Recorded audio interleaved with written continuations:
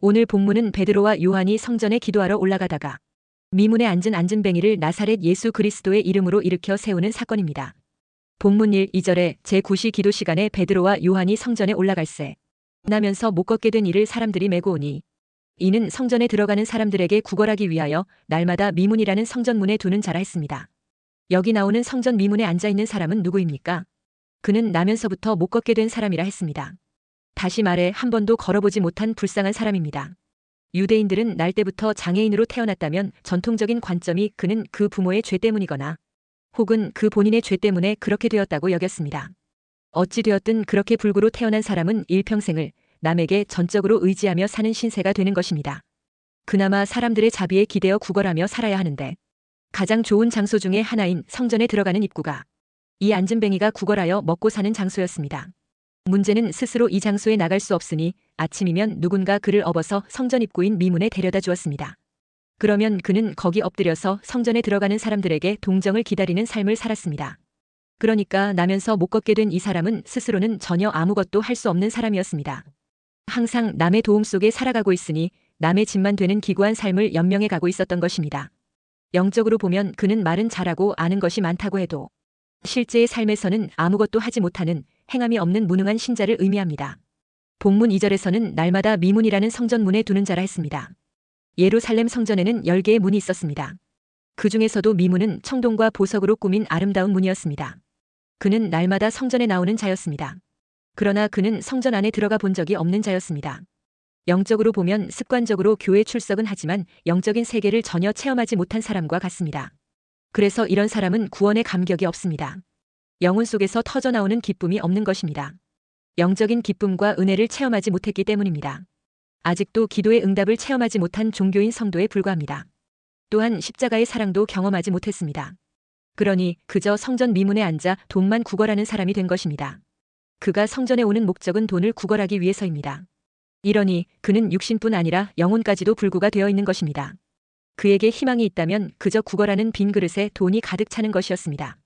어쩌면 그의 하루 중 최대의 보람과 기쁨은 해가 지고 집에 돌아왔을 때 구걸하는 자기 그릇에 들어있는 동전을 세는 순간이었을 것입니다.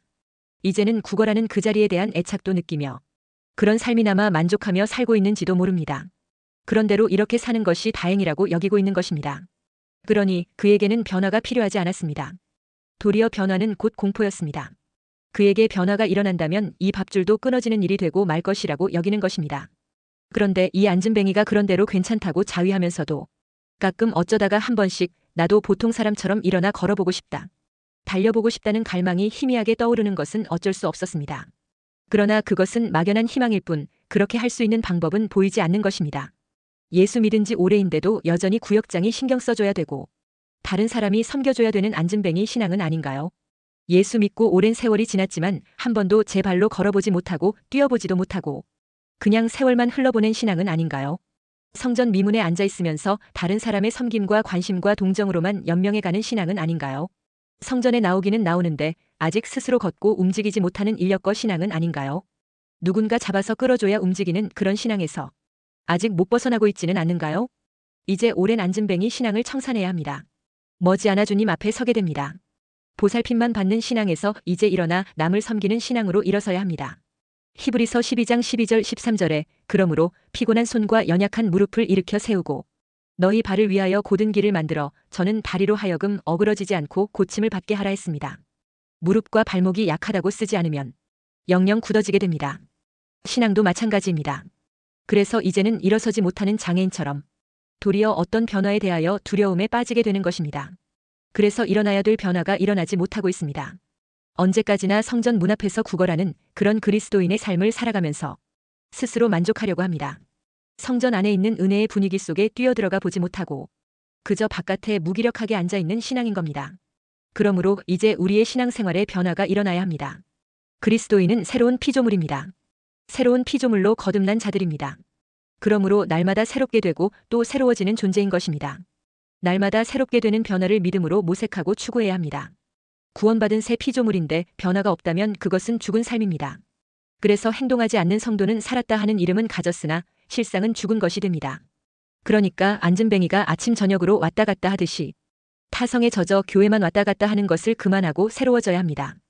또한 마치 동전 모이는 재미에 맛들이듯이 성경과 기독교에 대한 상식과 지식이 늘어나는 것으로만 만족할 것이 아니라 어떤 존재적인 변화가 일어나야 합니다. 그것이 아무리 두렵고 싫은 것이라도 변화는 일어나야 합니다.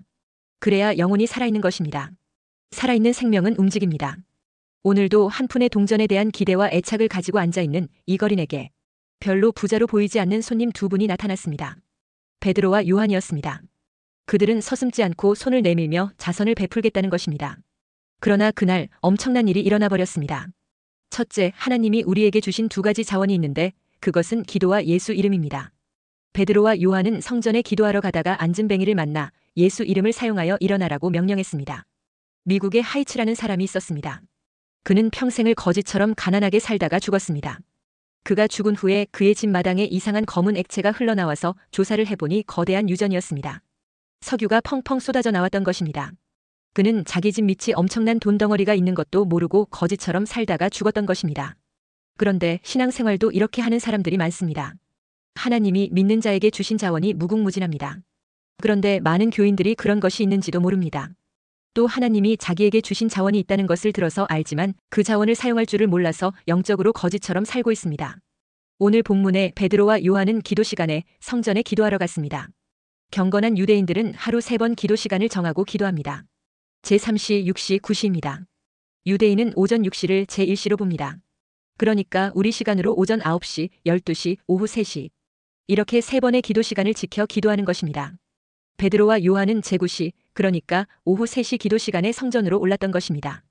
그들은 높이가 약 23m, 너비는 약 18m로 된 웅장하고 아름다운 미문을 지나는데 40년간 한 번도 걸어본 적이 없는 장애인 거지가 구걸을 하고 있었습니다. 그러자 베드로는 그를 향해 우리를 보라 했습니다. 그래서 그는 큰 돈이라도 주는가 하고 주목하는데 6, 7, 8절에 베드로가 이르되 은과 금은 내게 없거니와 내게 있는 이것을 내게 주노니 나사렛 예수 그리스도의 이름으로 일어나 걸으라 하고 오른손을 잡아 일으키니 발과 발목이 곧 힘을 얻고 뛰어서서 걸으며 그들과 함께 성전으로 들어가면서 걷기도 하고 뛰기도 하며 하나님을 찬송하니 했습니다. 40년간 안진뱅이였던 자가 일어나 걸었던 것입니다. 사람들은 이 모습을 보고 충격을 받았습니다. 이 일로 무리들이 놀라 솔로몬 행각으로 모여들었습니다. 그러자 베드로는 그 모인 그들에게 십자가에 달리셨다가 사흘 만에 다시 살아나신 예수 이름으로 안진뱅이가 일어났다면서 예수님을 증거했습니다. 그러자 그날 3,000명이 이 놀라운 예수님을 믿고 세례를 받았습니다. 그런데 도대체 어떻게 베드로를 통해 이런 큰 능력이 나타났습니까? 그것은 베드로가 기도의 자원을 사용했기 때문입니다. 그리스도인들에게는 기도가 큰 자원입니다. 그래서 베드로와 요한은 시간을 정해놓고 큰 자원인 기도를 했습니다. 하나님은 기도하러 가는 베드로와 요한을 통하여 기적으로 역사했습니다. 그러므로 우리도 기도의 자원을 잘 활용해야 합니다. 어려움을 당하면 사람에게 도움을 청하고 사람을 의지하고 간청하는 경우가 많습니다. 그러나 믿음의 사람은 사람에게 도움을 구하느니 하나님께 기도하게 됩니다. 왜냐하면 하나님의 도움이 사람의 도움보다 크기 때문입니다. 시편 118장 8절 9절에 여호와께 피하는 것이 사람을 신뢰하는 것보다 나으며 여호와께 피하는 것이 고관들을 신뢰하는 것보다 낫도다 했습니다.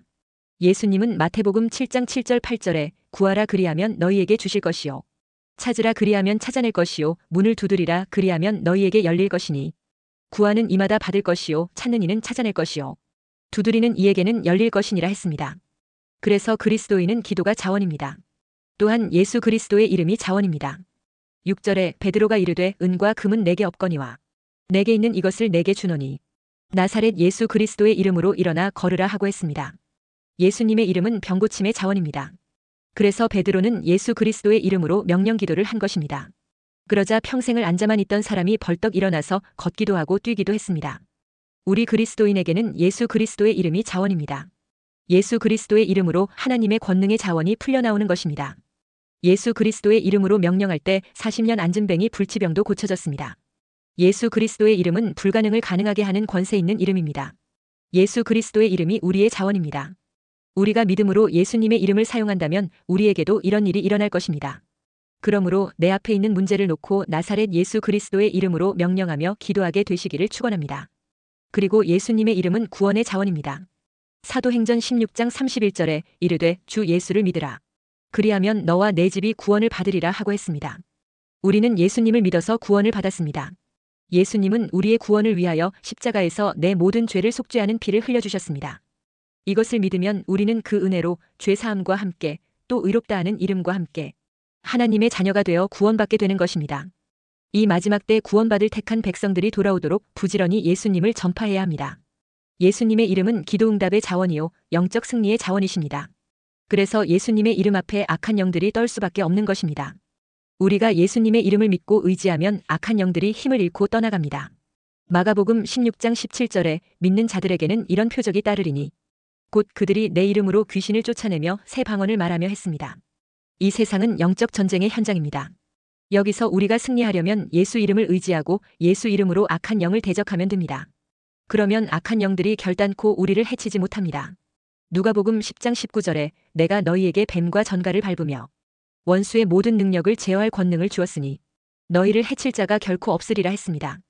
우리는 모두 귀신과 마귀의 모든 능력을 제어할 권능을 받았습니다. 이 자원을 묵혀두지 말고 꺼내어 활용하고 사용하여 승리하게 되시기를 축원합니다. 둘째, 베드로와 요한은 예수님으로 충만한 상태였습니다. 그러므로 여기서 기적을 보지 말고 예수님을 바라보아야 합니다. 베드로가 나사렛 예수 그리스도의 이름으로 나면서 안진뱅이 된 자를 일으키자 주변의 수많은 사람들이 엄청난 기적에 주목했습니다. 그 기적이 너무나 충격적이라 솔로몬 행각으로 사람들이 몰려들어서 베드로와 요한을 우러러 바라보았습니다. 그 기적을 일으킨 베드로에게는 더욱 주목했습니다. 그러니까 사람들이 주목하는 주제는 바로 기적이었습니다. 그러나 안진뱅이가 일어난 사건의 핵심은 기적이 아니라 바로 예수님이었습니다. 베드로의 명령 앞에 나면서 안진뱅이 된 자가 기적으로 일어나 걷고 뛰고 찬양하는 것을 보고 사람들은 크게 놀랐습니다. 사람들의 놀라움의 초점이 기적을 일으킨 베드로에게로 집중되었습니다. 그래서 사람들이 놀라움과 경외감으로 베드로에게로 몰려든 것입니다. 그러자 베드로는 너무나 당황스러웠습니다. 지금 베드로가 집중 관심을 받고 조명되면서 베드로에게서 또 다른 어떤 역사가 일어날까 하고 신성시하며 사람들이 다가온 것입니다. 그러자 베드로는 펄쩍 뛰었습니다. 본문 12절에 베드로가 이것을 보고 백성에게 말하되 이스라엘 사람들아 이 일을 왜 놀랍게 여기느냐? 우리 개인의 권능과 경건으로 이 사람을 걷게 한 것처럼 왜 우리를 주목하느냐 했습니다. 지금 그들 앞에 나타난 기적의 원인은 베드로가 아니라는 것입니다.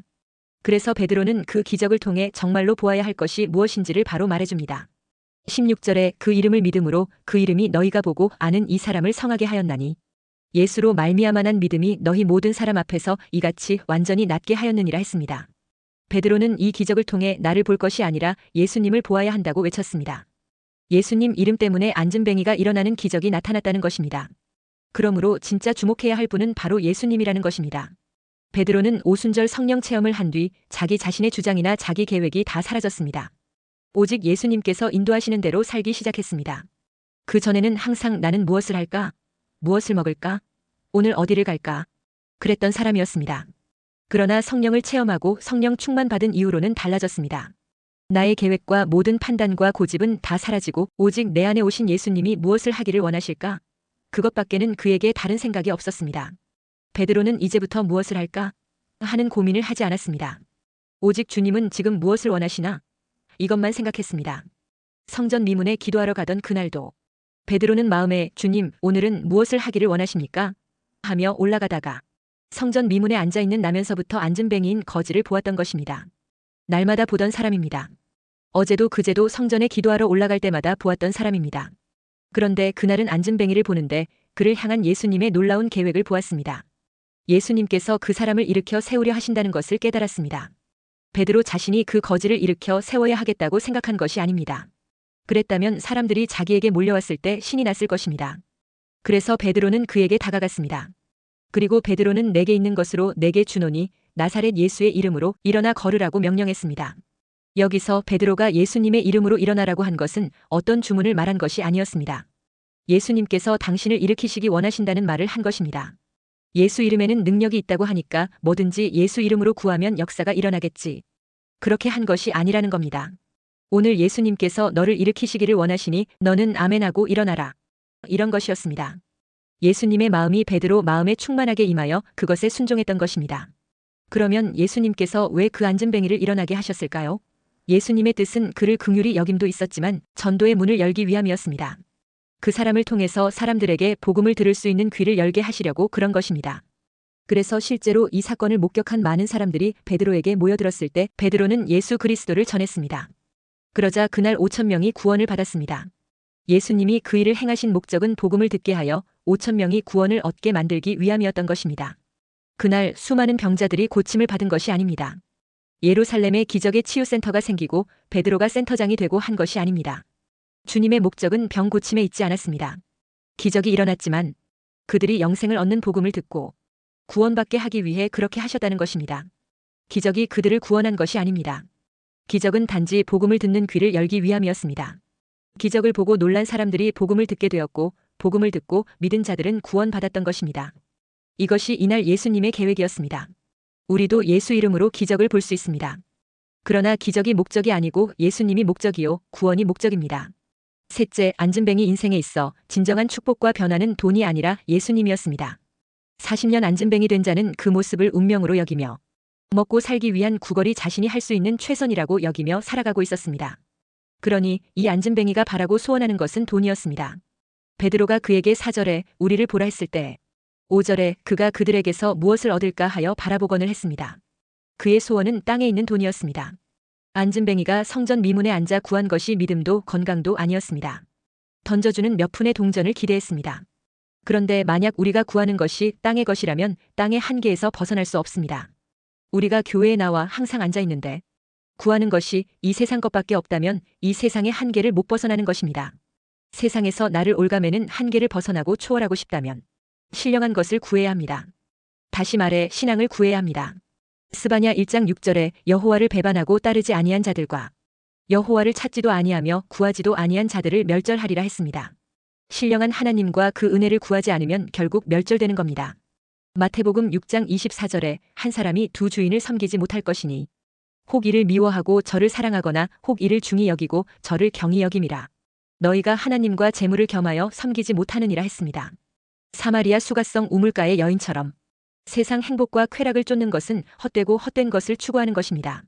이 여인은 남편을 5번이나 갈아치우고 6번째 남편과 살고 있었습니다. 헛된 세상 행복과 쾌락을 쫓다 보니 결국 늘 실패하고 또 실망하게 되었던 것입니다. 그런 실패를 끝내고 싶다면 예수님을 만나야 합니다. 예수님을 찾아야 합니다. 예레미야 29장 12절 13절에 너희가 내게 부르짖으며 내게 와서 기도하면 내가 너희들의 기도를 들을 것이요. 너희가 온 마음으로 나를 구하면 나를 찾을 것이요. 나를 만나리라 했습니다. 그러므로 잠시 불타다가 사그라지고 썩어 없어질 육신의 것을 내려놓고 영생의 말씀을 찾아야 합니다. 인생이 진정한 축복과 해답인 예수님을 제대로 만나고 알려면 교회 생활을 잘해야 합니다. 구걸하는 안진뱅이에게 베드로는 4절에 우리를 보라 했습니다. 베드로와 요한은 교회의 지체입니다. 두 사람이지만 교회의 최소 단위의 모습입니다. 예수님은 마태복음 18장 20절에 두세 사람이 내 이름으로 모인 곳에는 나도 그들 중에 있느니라 했습니다. 성전 앞에 앉아만 있지 말고 참 성전인 교회 안으로 들어오라는 것입니다. 그리고 교회의 머리 되신 예수님을 만나라는 것입니다. 베드로는 교회의 머리 되신 예수님 이름으로 일어나라고 명령했습니다. 베드로와 요한은 사도로서 생명의 복음을 나누어주는 사람입니다. 그들은 주님의 사랑을 나누어주는 사람입니다. 그래서 예수님을 들려준 것입니다. 돈보다 더 중요한 예수님을 들려준 것입니다. 6절에 베드로가 이르되 은과 금은 내게 없거니와 내게 있는 이것을 내게 주노니 나사렛 예수 그리스도의 이름으로 일어나 걸으라 하고 했습니다. 베드로와 요한은 구걸하는 사람에게 줄 것이 없는 가난한 사람들입니다. 예수님의 제자가 될 때 그들은 배와 그물을 버리고 예수님을 따라온 사람들입니다. 사람들에게 줄 은이나 금은 없으나 베드로와 요한에게는 특별한 것이 있었습니다. 그것은 바로 나사렛 예수 그리스도의 이름입니다. 예수 이름에는 권세가 있습니다.